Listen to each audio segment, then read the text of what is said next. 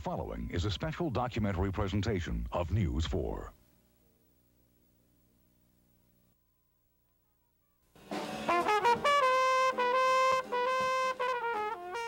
It's been said that jazz is freedom put to music.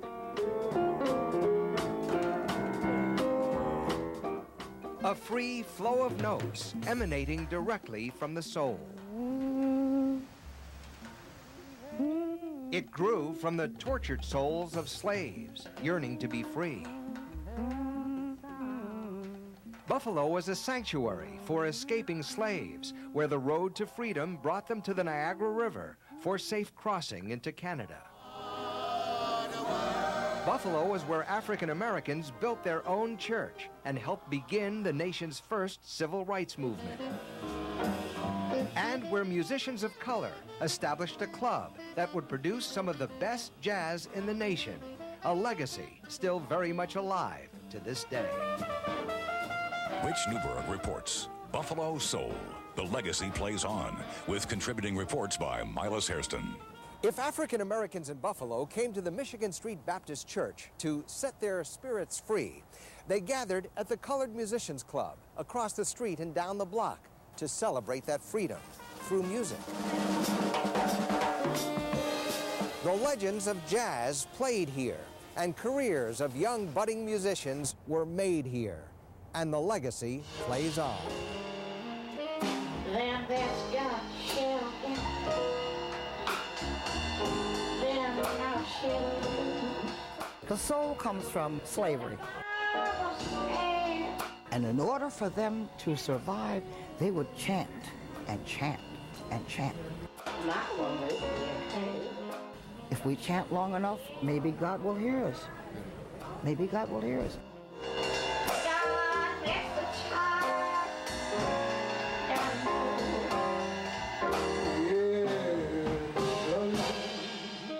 The music born of struggle and strife still finds expression through African American singers and musicians in Buffalo.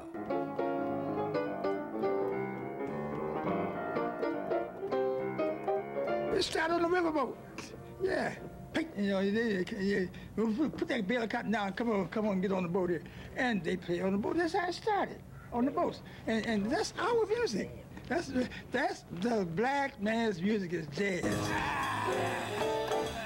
And it's the first love of Boyd Lee Dunlap, who grew up in poverty in Buffalo and, like so many black musicians before him, lived the blues before he played them. You know we've been through. It takes all that to develop, so you just can't be a millionaire and have soul now. You know what I mean? You can't have a pepper steak and all that gets soul. You gotta have cornbread, sweet water, flatbread, big cotton. In the segregated world of the early 1900s, African American musicians in Buffalo were not permitted to join the White Musicians Union. So in 1917, they formed their own local, 533. From the black band's point of view, this gave them access to more places because now they had the card, they had the union card. They had more engagements, and they had to be paid the union wage. Buffalo, with its dozens of nightclubs and dance halls, became one of the hottest jazz towns in the country. Little Harlem, the Moonglow, the Town Casino, just to name a few. And when I got here,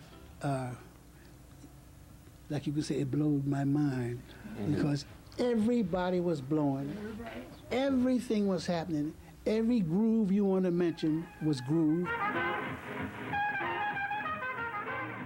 And just about every big name in jazz, including Louis Armstrong and Duke Ellington, played that Buffalo groove, paid the union first, played the major clubs, and then often moved on to a different kind of club at 145 Broadway, the Colored Musicians Club, where they would let loose until the sun came out. Jam sessions where people would just open up and play like they've never played before. Here's a shot of Dizzy Gillespie on piano in the early days in the club, with Buffalo's late Irvin Shep Shepard over Dizzy's shoulder, Miles Davis peeking around the corner, and former Judge Wilbur Trammell on saxophone. The place was jumping. It would stay open until 5 o'clock in the morning, maybe 6 o'clock in the morning. You go out, the sun is shining, and you're saying, my God, you know, how can I get home? The club was formally chartered in 1935, but African-American musicians had been socializing together since their local union was formed. The building gave them a meeting place and a place where they could showcase their talents to club owners and big-name band musicians who might invite the Buffalo players to join them on the road. Sometimes these guys would like the way you play, or just kind of strike up a conversation. You just travel all the way around.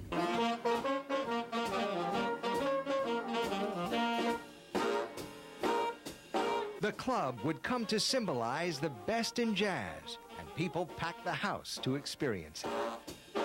You can hardly get up the stairwell because there was people lined up and down the stairwell. But times would change with the turbulent 1960s. Frustration in the inner city led to riots in Buffalo, driving out businesses. Urban renewal changed neighborhoods, and many of the old clubs were torn down in the process. Elvis Presley. And the type of music people wanted to hear also changed. The music kind of changed, you know, because now rhythm and blues and soul music was starting to take over, rock and roll. And jazz sort of was kind of being phased out behind that kind of music. In 1969, Local 533 was forced to merge with the white musicians' Local 43 in the name of civil rights. But that merger would have negative consequences for many of Buffalo's African-American musicians. While society moved toward integration and equal opportunity in schools, employment, and housing, Buffalo's black musicians knew they would lose not only their union's identity to a union about 5 times the size, but also the opportunity to find work. It was a loss of work, a loss of their treasury. The treasury got swallowed up to pay off some or most of Local 43's debts. The only thing they were able to get to retain for themselves was the building, which they had signed off to the Colored Musicians Club many years previously. Now he's the one that looked like... The old-timers still have each other and their memories of another era.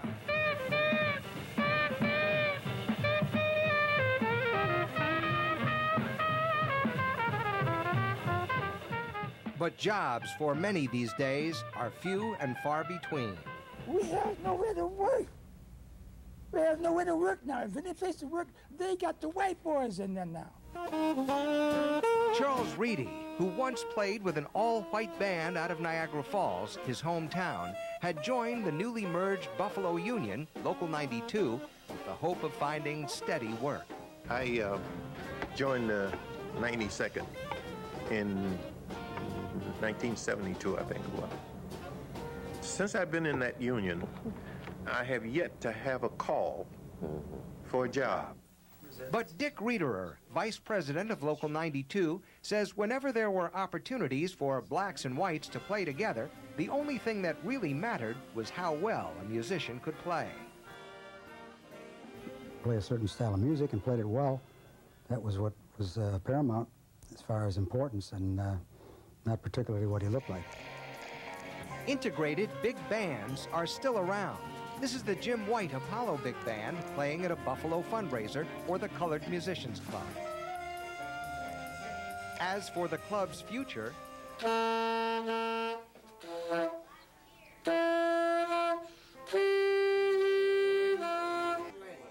it will be in the hands of the new generation of musicians who are now learning the basics from the masters. We don't know who we got out there. We might have some Miles and Diz and Billie Holidays or whatever. Whatever the future might hold, there are nights when the club relives its old glory, a packed house with a crowd that wants to share in the legacy. Soothes my soul, kind of. You know, I come here, I hear the music, soothes my soul, makes me feel better on the inside, so I love it. It's the love of jazz that keeps the Colored Musicians Club alive, the music born of struggle and strife that still finds expression through African-American musicians in Buffalo, and the legacy plays on.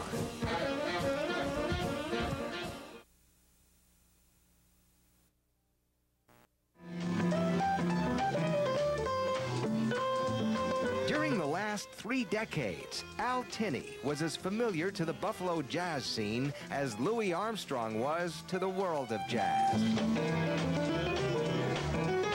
He was the Louis Armstrong of Buffalo. You know, this cat is bad. And when I say bad, I don't mean like this, I mean top shelf. That was the beginning of my life, was this day here.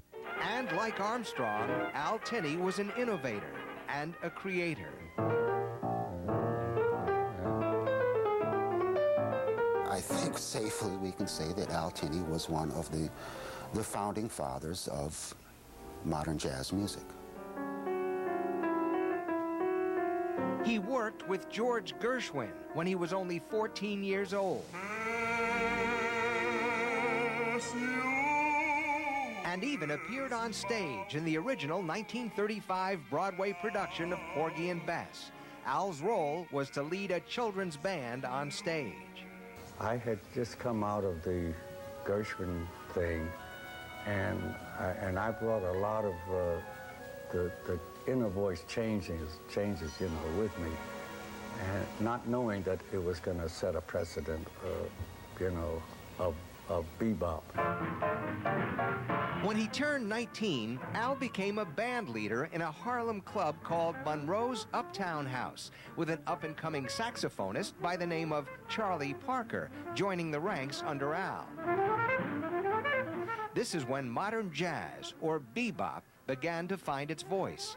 The great drummer Max Roach greatly admired Al Tinney. He would put fire on that stage when we had that little band down there with Victor Coulson and Charlie Parker and the rest of us. Al Tinney made only one recording in those earlier days in 1957 with a group called the Jive Bombers. He rejected the sometimes decadent lifestyle that permeated the jazz scene in New York City and moved to Buffalo in 1968 to start a family after marrying Buffalo native Lily Williams. And though he was ready to give up jazz, he soon became a major player on the Buffalo music scene. Big band leader Carol McLaughlin, seen here playing at the Colored Musicians Club with Al, says people would simply marvel at the way he tickled the keyboard. And while we were playing, I noticed this one patron sliding over to the piano. He was dancing, but he kept dancing up close to the piano. And finally, he looked at Al and said, "By God, you have happy fingers," because he wasn't listening to the music anymore, just watching Al's fingers work out on the piano and say, "By God, you have happy fingers." Al Tinney passed away on December 11th, 2002. He is remembered not only for his incredible contributions to jazz, but also as a teacher and a mentor to younger musicians, and a friend to many people. 4 days after his death, Peggy Farrell, who became his companion and vocalist after Al lost his wife Lily, sang a tribute to Al Tinney at the Colored Musicians Club. Thank you. I love you, Al. God bless you. He was totally tolerant of everyone and everybody, and he was extremely kind and generous. He would share all his knowledge with his fellow musicians and young musicians. I miss the cat. I mean, I'm telling you like it is, he was just a great cat. He was a good friend to you. And as far as his music is concerned, any question you ask him, he had it for you. What was he able to teach you? Everything. Just how to be a jazz player, how to be a big band conductor, everything.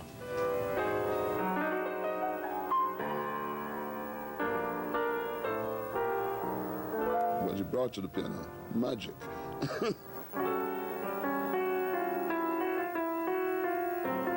Gershwin was a major influence on Al Tinney, and those distinctive blue notes found their way into the bebop style of jazz that Tinney helped create.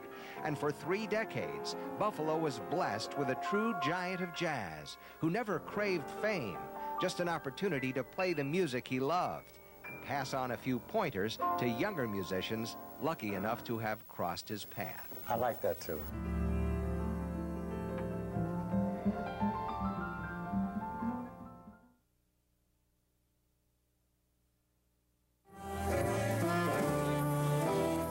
Music filled the soul and got people on their feet in the Queen City, but it wasn't the only reason Buffalo was on the move. People was working there, and everybody came to Buffalo, and business was booming.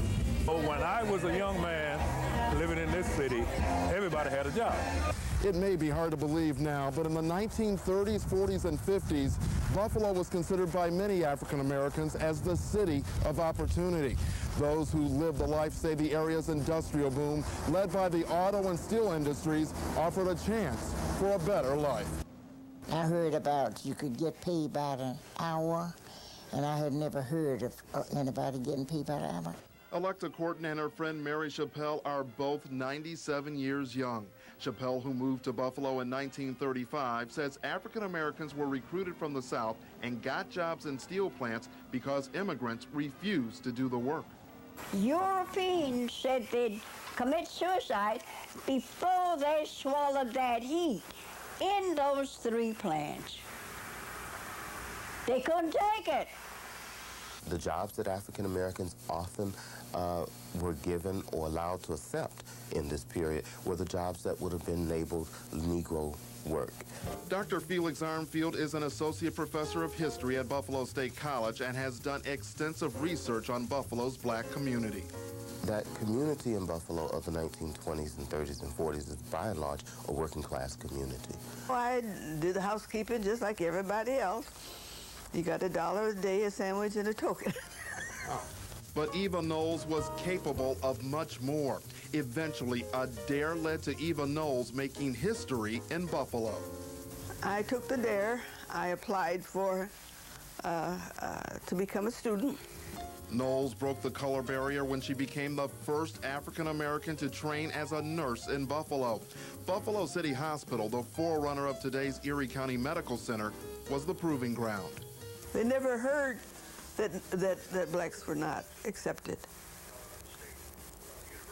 If you wanted to be, for training, you had to go to New York, Chicago, Baltimore. Noles' nursing breakthrough made headlines in newspapers across the country. But in Buffalo, it was difficult getting papers here to tell the story. In those early days, we had 5 black newspapers. 5. They would not put it in their papers until they saw my license. In fact, I argued with a patient right here in Buffalo. You're not an RN. Black nurses can't be RNs. The one-time director of nursing at Roswell Park Cancer Institute made history and opened a door that had been closed to African Americans in Buffalo. Eventually, from that, all the hospitals began to accept blacks in their schools, and every hospital had a school. Some scholars believe Eva Noles is one of Buffalo's uncrowned queens. The idea for Uncrowned Queens, which eventually led to a website and a book, was born from plans for the centennial celebration of the Pan Am Expo in the Queen City. Dr. Peggy Brooks Bertram. Because there were no projects that really looked at the contributions of African American women, we decided that that's what we'd like to do. Dr. Brooks Bertram and Dr. Barbara Nevergold say they've documented more than 500 uncrowned queens in Buffalo. They built this community by building their churches first, and from their churches, building their schools, building social organizations, building networks that reach far beyond Buffalo, as a matter of fact.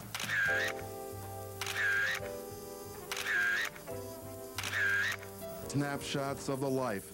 The photos taken by Dr. Nevergold's father, the Reverend W.B. Seals, show the tapestry of the city's African-American community. What the pictures show are how people lived because he went into the living rooms. Reverend Seals, who led the faithful at the Cold Spring Baptist Church, used those living rooms and the streets of the city as a living photography studio. Photography was a sideline job for Reverend Seals. Now, some of his pictures are on display at the Buffalo and Erie County Historical Society. Dr. Nevergold hopes her father's work inspires future generations. I hope that they'll take a look at the photographs and also a look at the history of the time. When we come back, it's a preservation area like no other. You won't believe your eyes when you see how landmarks tied to history and visions for the future are coming together in downtown Buffalo.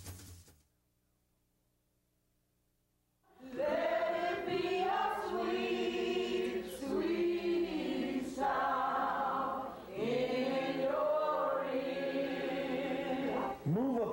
response of those that can finance us to see that this building is put back into shape. Prayer and song give new energy to the Michigan Street Baptist Church. It gives me an excitement. Bishop William Henderson is the church caretaker. The Michigan Street Baptist Church once served as a portal to freedom for runaway slaves. Their hiding place was this tiny hole in the basement. But that history and much more was nearly lost because of serious structural problems. There were 11 layers of roofing on the building.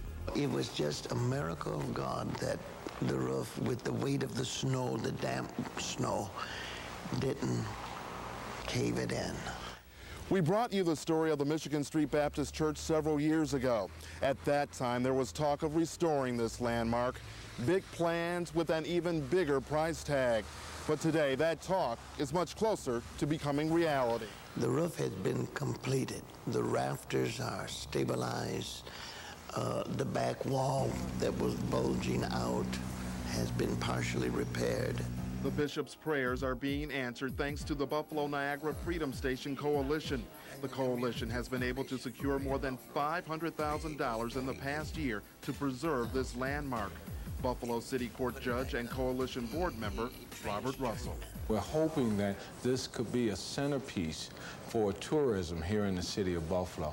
Not only does it represent a part of history, Buffalo's history, but in addition, it also represents part of national history. Much of the exterior work on the Nash House, which sits behind the Michigan Street Baptist Church, has been completed. It was home to the church's longtime leader, the Reverend J. Edward Nash Sr. Students have helped catalog what is being called a treasure trove of history. Reverend Nash left behind books, papers, and letters with links to the early civil rights struggle. And so the move is to start the interior, get the House Museum completed, in preparation for 2005, although it should be ready by this time next year. The Nash House, Michigan Street Baptist Church, and Colored Musicians Club are all part of the city's recently designated Michigan Street Preservation Area. The designation aims to preserve Black history as well as nurture development and cultural tourism. The plan appears to be working. Bonnie Ryder is the new kid on the block. The former Buffalo public school teacher wants to turn this building, just a short walk from the church, into the Mud Pies Children's Museum.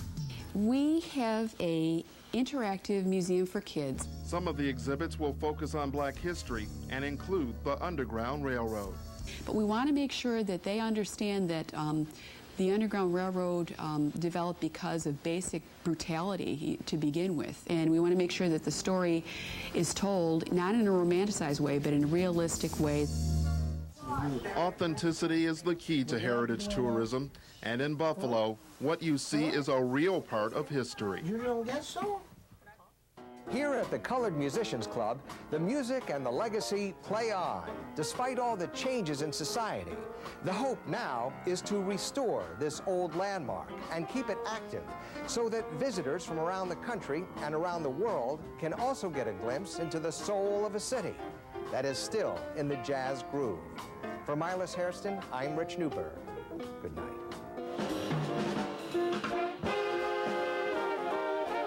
The things that went on up here in this building had an impact on the cultural fabric of African Americans in Buffalo. It was like if you didn't go through Buffalo, you haven't lived. This was the proving ground. All plays, acts, dance, things came from New York here first. I think Buffalo's African-American community has made enormous contributions, not only to social and cultural, but politically and economically as well. We give free music lessons up here, and we teach the kids.